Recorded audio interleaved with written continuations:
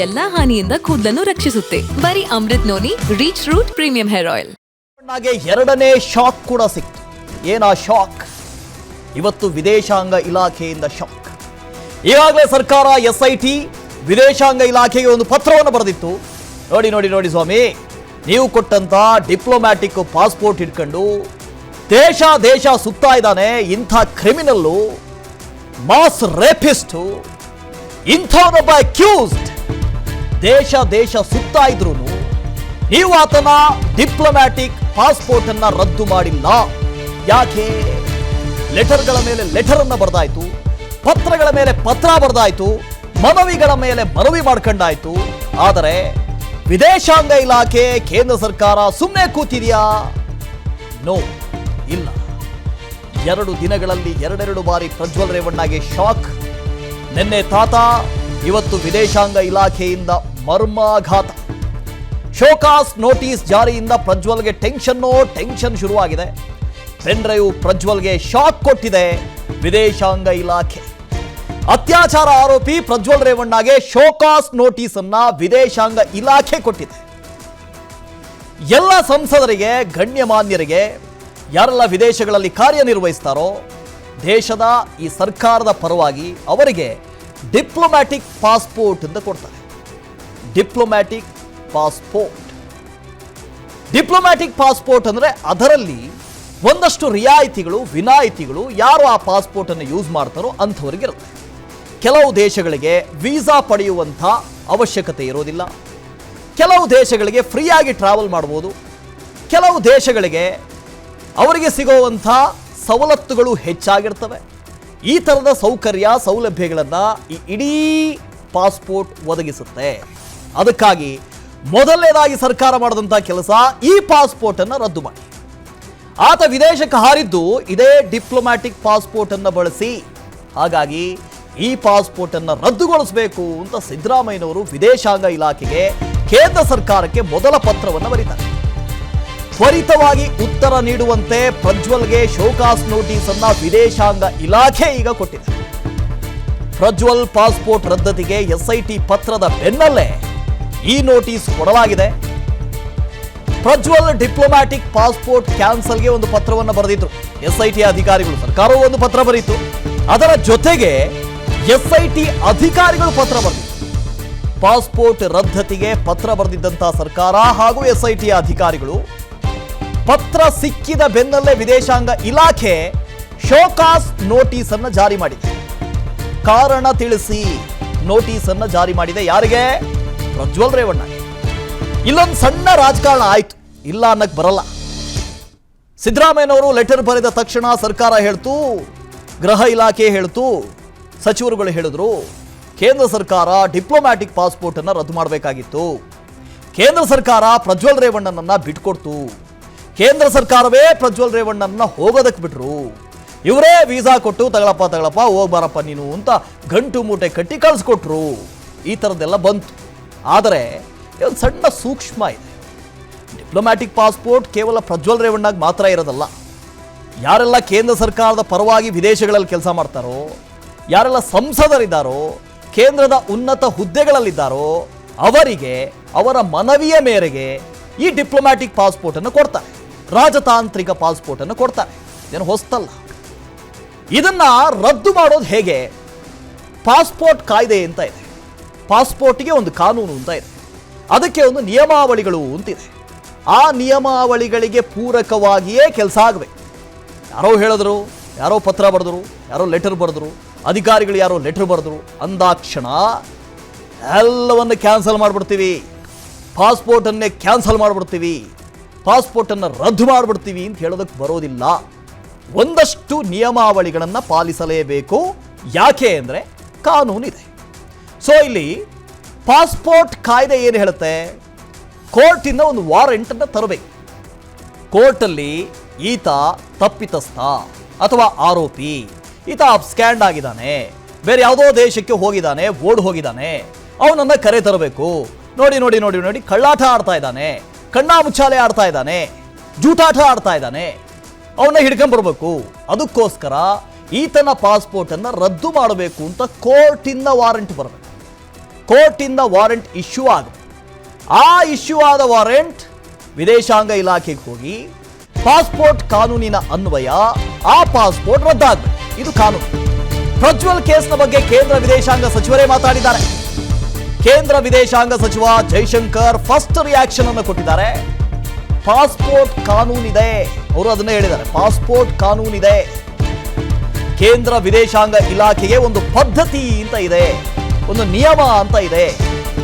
Passport ರದ್ದತಿಗೆ court ನಿರ್ದೇಶನ ಮಾಡಬೇಕು, ಕೋರ್ಟಿಂದ warrant ಬರಬೇಕು.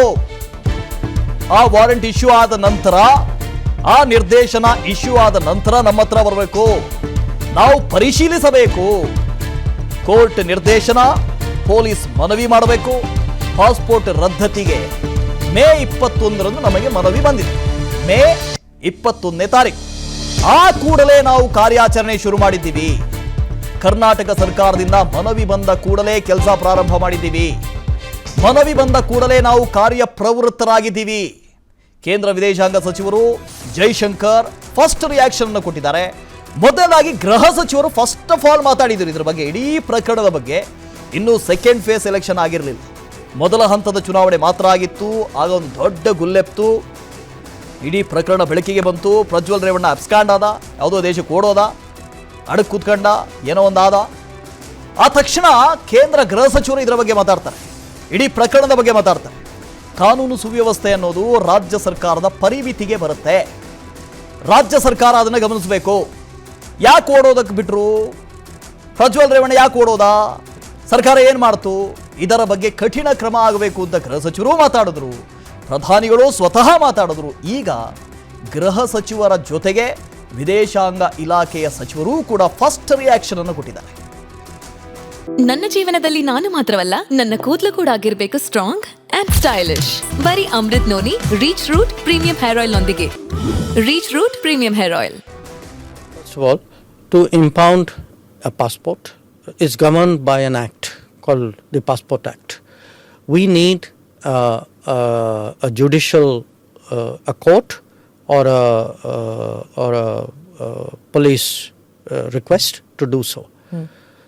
MEA got this request from Karnataka only on the 21st of May.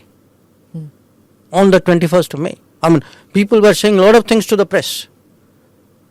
But we can only act when there is, because I don't know about how other governments, state governments or otherwise function. We at least in MEA function as per the law. The law says you can revoke a passport if there is a judicial either a court or a police request comes. So we got that request on 21st of May. We immediately acted on it. On 23rd of May, he was given, we have to follow a certain procedure, and the procedure is initiated. They did not take the first step, and they knew, we all know. I mean, there's not a secret, okay? I mean, he's not the first case where impounding a passport is taking place. Yeah. So we got the request from Karnataka government on the 21st of May. First of all, to impound a passport is governed by an act called. So ಇದು ಜೈಶಂಕರ್ ಅವರು ಮಾತಾಡಿದಂಥ ಮಾತುಗಳು. ಈ ಹಿಂದೆ ಗೃಹ ಸಚಿವರು ಮಾತಾಡಿದ್ರು, ಪ್ರಧಾನಿಗಳು ಮಾತಾಡಿದ್ರು, fine. ಆದರೆ ಇಲ್ಲೊಂದು ಸಣ್ಣ ರಾಜಕಾರಣ ನಡೀತಾ ಇತ್ತು. ಕೇಂದ್ರ ಸರ್ಕಾರ ಹಾಗೂ ರಾಜ್ಯ ಸರ್ಕಾರದ ಮಧ್ಯೆ ರಾಜಕಾರಣ ನಡೀತಾ ಇತ್ತು. ರಾಜಕಾರಣ ಫೈನ್, ರಾಜಕಾರಣ ನಡಿಬೇಕು, ಯಾರ ರಾಜಕಾರಣ ಲಾಭ ತೆಗೆದುಕೊಳ್ಳೋದಿಲ್ಲ.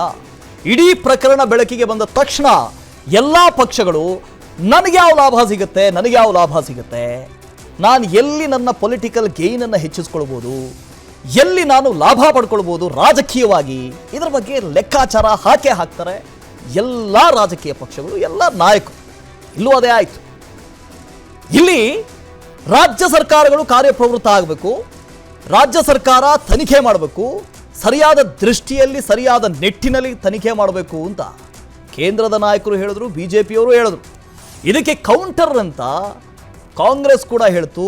ಇದಕ್ಕೆಲ್ಲ ಕಾರಣ ಕೇಂದ್ರ ಸರ್ಕಾರ. ಪ್ರಜ್ವಲ್ ಅನ್ನು ಉಳಿಸೋದಕ್ಕೆ ಕೇಂದ್ರ ಸರ್ಕಾರ ಪ್ಲಾನ್ ಮಾಡ್ತಾ ಇದೆ ಅಂತ ಹೇಳಿದ್ರು. ಅದಕ್ಕೆ ಇಷ್ಟೆಲ್ಲ ನಡೀತಾ ಇರೋದು, ಇಷ್ಟೆಲ್ಲ ಕೌಂಟರ್ ಅಟ್ಯಾಕ್ಗಳು ನಡೀತಾ ಇರೋದು. ಪರಾರಿ ಪ್ರಜ್ವಲ್ಗೆ HD ದೇವೇಗೌಡರು ಒಂದು ವಾರ್ನಿಂಗ್ ಅನ್ನು ಕೊಟ್ಟರು. ನಿನ್ನೆ ಎಸ್ಕೇಪ್ ಆಗಿರೋ ಪ್ರಜ್ವಲ್ಗೆ ದೊಡ್ಡಗೌಡರು ಎಚ್ಚರಿಕೆ ಕೊಟ್ಟರು. ಮೊಮ್ಮಗನೇ ಎಲ್ಲಿದ್ರೂ ಬಾ, ನನ್ನ ಕೆಂಗಣ್ಣಿಗೆ ಗುರಿಯಾಗಬೇಡ, ನನ್ನ ತಾಳ್ಮೆ ಪರೀಕ್ಷೆ ಮಾಡಬೇಡ, ನನ್ನ ಮಾತು ಮೀರಿದ್ರೆ ಒಂಟಿ ಆಗ್ತೀಯಾ. ಎಲ್ಲಿದ್ರೂ ಬೇಗ ಬಾ ಮೊಮ್ಮಗನೇ, ಬೇಗ ಬಾ, ತಕ್ಷಣವೇ ಬಂದು ವಿಚಾರಣೆಗೆ ಹಾಜರಾಗು. ನನ್ನ ಈ ಒಂದು ಎಚ್ಚರಿಕೆಯನ್ನು ನೀನು ಪರಿಗಣಿಸಬೇಕು. ಇದನ್ನ ಮೀರಿದ್ರೆ ಕುಟುಂಬದ ಕೋಪ ಎದುರಿಸಬೇಕಾಗತ್ತೆ. ಎಲ್ಲವನ್ನು ಕಾನೂನು ರೀತಿಯಲ್ಲಿ ಎದುರಿಸೋಣ ಬಾ ಅಂತ ನಿನ್ನೆ ದೇವೇಗೌಡರು ಒಂದು ಪತ್ರವನ್ನು ಬರೀತಾರೆ. ಫೈನ್, ಆ ಪತ್ರದ ಬಗ್ಗೆ ಆಕ್ಷೇಪಣೆ ಇಲ್ಲ. ನಿಜಕ್ಕೂ ಈ ಪತ್ರ ಅವರು ಎಷ್ಟು ಬೇಸರದಿಂದ ಬರೆದಿದ್ದಾರೆ, ಎಷ್ಟು ಬೇಜಾರಿನಿಂದ ಬರೆದಿದ್ದಾರೆ, ಎಷ್ಟು ದುಃಖದಿಂದ ಬರೆದಿದ್ದಾರೆ ಅನ್ನೋದು ಆ ಪದಗಳೇ ಹೇಳ್ತಾ ಇದೆ. ಆದರೆ ಒಂದು ವೇಳೆ ಸುಮಾರು 4-5-6 ತಿಂಗಳ ಹಿಂದೆ ಪ್ರಜ್ವಲ್ ರೇವಣ್ಣದು ಅನ್ನುವ ಒಂದು CD ಅಥವಾ ಅಶ್ಲೀಲ ವಿಡಿಯೋಗಳು ಹಾಸನದಲ್ಲಿ ಹರಿದಾಡ್ತಾ ಇದೆ, ಅವರದ್ದೊಂದು ವಿಡಿಯೋ ಇದೆಯಂತೆ, CD ಇದೆಯಂತೆ, ಎಲ್ರಿಗೂ ಗೊತ್ತಿದ್ದಂಥ ವಿಷಯ, ಎಲ್ರಿಗೂ ಗೊತ್ತಿತ್ತು. ದೇವರಾಜೇಗೌಡರು ಪತ್ರ ಬರೀತಾರೆ ರಾಜ್ಯ ಬಿಜೆಪಿ ನಾಯಕರಿಗೆ, ಕೇಂದ್ರದ ಬಿಜೆಪಿ ನಾಯಕರಿಗೆ, ನಿಮ್ಮ ಗಮನಕ್ಕೆ ತರ್ತಾ ಇದ್ದೀವಿ, ಪ್ರಜ್ವಲ್ ರೇವಣ್ಣದು ಇಂತಿಂಥ ವಿಡಿಯೋಗಳಿದ್ದಾವೆ, ಮೈತ್ರಿ ಮಾಡ್ಕೋಬೇಡಿ, ಮೈತ್ರಿ ಮಾಡ್ಕೊಳ್ರು ಅವರಿಗೆ ಟಿಕೆಟ್ ಕೊಡಬೇಡಿ ಹಾಸನದಲ್ಲಿ ಅಂತ ಕೇಳ್ಕೊಳ್ತಾರೆ. ಯಾರು ಗೊತ್ತಿರಲಿಲ್ಲ, ಎಲ್ಲರೂ ಗೊತ್ತಿತ್ತು. ಸಾಮಾನ್ಯರಲ್ಲಿ ಸಾಮಾನ್ಯನೊಬ್ಬನಿಗೆ ಜೆಡಿಎಸ್ನಗೋಸ್ಕರ ಜೆಡಿಎಸ್ನ ಪಕ್ಷದ ಬಾವುಟಗಳನ್ನ ಬೀದಿಯಲ್ಲಿ ಕಟ್ಟಿ ಇಡೀ ತೆನೆ ಪಕ್ಷವನ್ನು ಬೆಳೆಸಿದಂಥ ಸಾಮಾನ್ಯರಲ್ಲಿ ಸಾಮಾನ್ಯ ಕಾರ್ಯಕರ್ತರಿಗೆ ಒಂದು ವೇಳೆ ಟಿಕೆಟ್ ಕೊಟ್ಟಿದ್ದಿದ್ರೆ ನಿಜಕ್ಕೂ ಈ ಲೆಟರ್ ಬರೆಯುವಂಥ ಅವಶ್ಯಕತೆನೇ ಬರ್ತಾ ಇದೆ ಅಲ್ವಾ? ಇದರ ಜೊತೆಗೆ ಇಡೀ ರಾಜ್ಯದ ಜನ ಈ ಕೇಸ್ನ ಬಗ್ಗೆ ಏನು ಹೇಳ್ತಾರೆ, ನಿಜಕ್ಕೂ ಆಕ್ರೋಶ ಹೊರಹಾಕಿದ್ದಾರೆ. ನಾವು ಬೆಳಗ್ಗೆ 10 ಗಂಟೆಯಿಂದ 1 ಗಂಟೆವರೆಗೆ ಮಾತಾಡಿದ್ವಿ. ರಾಜ್ಯದ ಜನ, ಬೇರೆ ಬೇರೆ ಜಿಲ್ಲೆಯ ಜನ ಇಡೀ ಕರ್ಮಕಾಂಡದ ಬಗ್ಗೆ ಏನು ಮಾತಾಡ್ತಾರೆ ಅನ್ನೋದನ್ನು ಕೇಳಿಸ್ಕೊಂಡೆ, ಕಿವಿಯಾರ ಕೇಳಿಸ್ಕೊಂಡೆ. ನಿಜಕ್ಕೂ ಒಂದು ಕಡೆಯಿಂದ ದುಃಖ, ಒಂದು ಕಡೆಯಿಂದ ಆಕ್ರೋಶ, ಆ ಜನರಲ್ಲಿದ್ದಂಥ ಬೇಸರ, ಅದನ್ನು ಕೇಳಿಸ್ತೀವಿ ನಿಮಗೆ. ಅನುಕ್ಷಣದ ಸುದ್ದಿಗಳಿಗಾಗಿ ವಿಸ್ತಾರ ನ್ಯೂಸ್ ಯೂಟ್ಯೂಬ್ ಚಾನೆಲ್ ಸಬ್ಸ್ಕ್ರೈಬ್ ಮಾಡಿ. ಹೊಸ ಸುದ್ದಿಗಳ ನೋಟಿಫಿಕೇಶನ್ಗಾಗಿ ಬೆಲ್ ಐಕಾನ್ ಕ್ಲಿಕ್ ಮಾಡಿ. ಲೇಟೆಸ್ಟ್ ಅಪ್ಡೇಟ್ಸ್ಗಾಗಿ www.vistaranews.com ವೆಬ್ಸೈಟ್ಗೆ ವಿಸಿಟ್ ಮಾಡಿ.